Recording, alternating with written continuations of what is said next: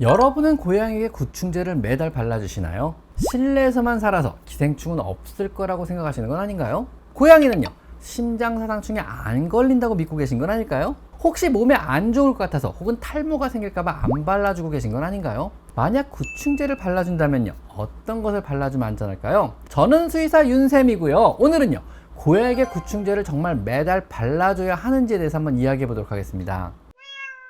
사실 과거에는요, 그야말로 라떼는 말이야 이런 시절에는요, 고양이도 강아지도 기생충이 진짜 많았습니다. 해충도 많았고 촌충도 많았고 벼룩이나 찐득이, 심지어는 안충이나 구더기가 바글바글하는 아이를 병원에 데려오는 경우도 많았습니다. 핀셋으로 구더기 한 마리 한 마리를 잡아가며 울고 싶었던 적도 많았습니다. 하지만 요즘에 깨끗한 실내 환경에서 자란 이런 고양이에게는요, 기생충을 구겨하는 게 저수의사인 저도 그렇게 쉽진 않습니다. 벼룩이나 옴 같은 외부 기생충은 물론이고요, 회충이나 촌충 같은 내부 기생충도 거의 발견하기 힘든 굉장히 위생적으로는요, 완벽한 환경에서 애들이 자라고 있습니다. 그러다 보니까는요, 자연히 구충제를 정말 매달 발라줘야 하나라는 회의감이 들기도 하실 텐데요. 과연 심장사상충도 그럴까요? 고양이는 심장사상충에 잘 안 걸린다든가 걸려도 저절로 치료가 된다든가 하는 근거 없는 이야기로 인해서 고양이 심장사상충의 위험성이 과소평가되고 있습니다. 이거 굉장히 위험한 생각이거든요.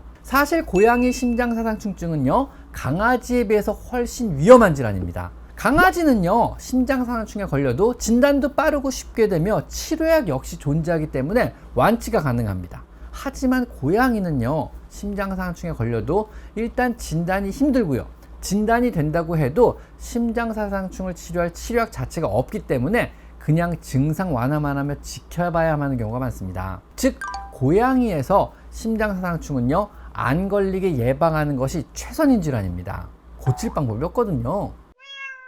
자, 먼저 심장사상충은 어떻게 걸리게 되는 걸까요? 실내에서는 안 걸린다는데 정말일까요? 심장사상충은요, 모기가 전파합니다. 즉, 모기가 심장사상충에 걸려 있는 강아지나 고양이의 피를 빨고 다시 그 모기가 건강한 강아지나 고양이의 피를 흡혈하는 과정에서 전파가 이루어지게 됩니다. 즉, 강아지와 마찬가지로 실내라고 해서 안전하지가 않습니다. 강아지라 비슷한 비율로 걸리는 거죠. 물론 모기의 수가 훨씬 많은 야외에서 비하면요, 실내가 더 안전하나 실내 역시 모기가 존재하기 때문에 당연히 실내 고양이 역시 심장사상충에 강아지와 마찬가지로 걸리게 됩니다. 모기에서 심장사상충 자충이 고양이 몸에 들어오면은요, 5에서 6개월에 걸쳐서 천천히 성장을 하게 됩니다.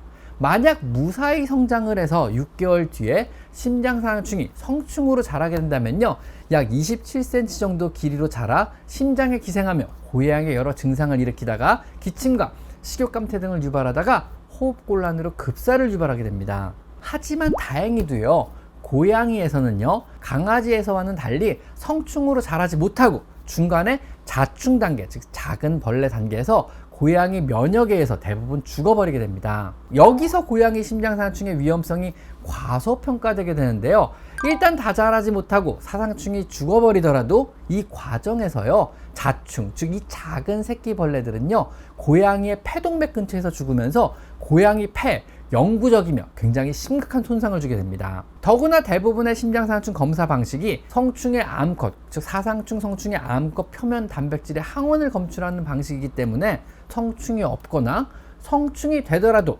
암컷이 없고 수컷만 존재하거나 혹은 고양이처럼 성충의 수가 극단적으로 적다면요, 검출이 잘 안 되게 되는 것입니다. 즉 걸려도 모르게 되는 거죠. 그래서 고양이는요, 사상충에 걸려도 우리가 잘 몰라요. 혹은 심장사상충에 감염되어 성충으로 성장한다면요, 급성 심장사상충으로 분류되어 갑작스럽게 심한 호흡곤란 증상을 보이며 급사를 하게 되는데요, 고양이에서 대부분 성충으로 성장하기 이전에 사상충의 유충이 죽으면서, 즉 자충, 새끼벌레 단계에서 죽으면서 고양이 폐에 섬유화를 유발하여 심각한 손상을 주기 때문에 천식과 비슷한 만성 심장사상충 증상을 대부분 보이게 됩니다. 이러한 만성 심장사상충의 증상은요, 잦은 심한 기침, 비노흡, 체중의 감소, 잦은 구토, 식욕부진과 활력의 저하, 심하면은 개고흡, 즉 입으로 숨을 쉬기도 하는 거죠. 마치 고양이 천식과 비슷한 증상을 보이게 됩니다. 그래서 실제로요, 심장사상충이 검사가 안 되기 때문에 심한 기관지 폐렴이나 천식으로 진단되어 버리는 경우가 굉장히 흔합니다. 이건 아예 검사할 방법도 또 치료할 방법도 없거든요. 그래서 후천적으로 생기는 많은 천식이 사상충일 가능성도 굉장히 높습니다.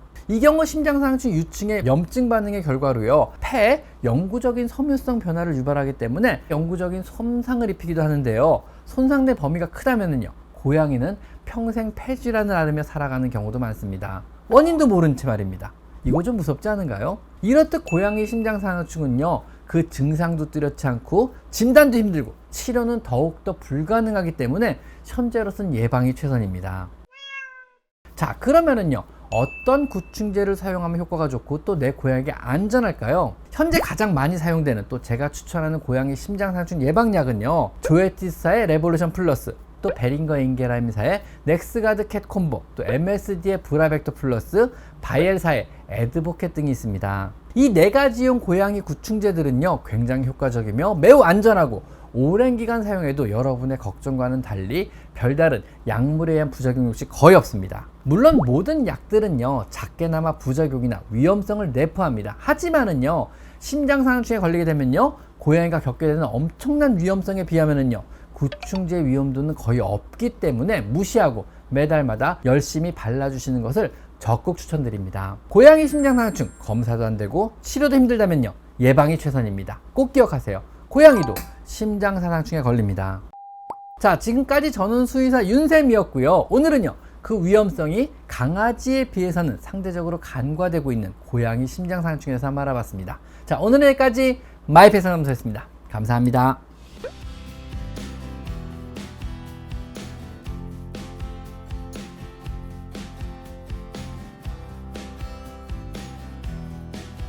제 채널에서 이곳 스토어를 클릭하시면 제가 추천하는 여러 고양이 용품들을 구입하실 수 있습니다. 제가 엄선한 믿을 수 있는 사료와 간식, 그리고 용품을 모아놓았으니 참고하시면 많은 도움이 될 것입니다. 제 채널에 들어가셔서요, 요 돋보기 모양을 클릭하시고요, 여기다가 여러분이 궁금한 것을 치면은요, 관련체 영상이 뜨게 되어 있습니다. 여러분의 대부분의 질문, 대부분의 궁금증은 제가 이미 1000여 가지 영상으로 만들어 놨으니까 제 채널에 오셔서 한번 영상을 찾아보세요. 아셨죠?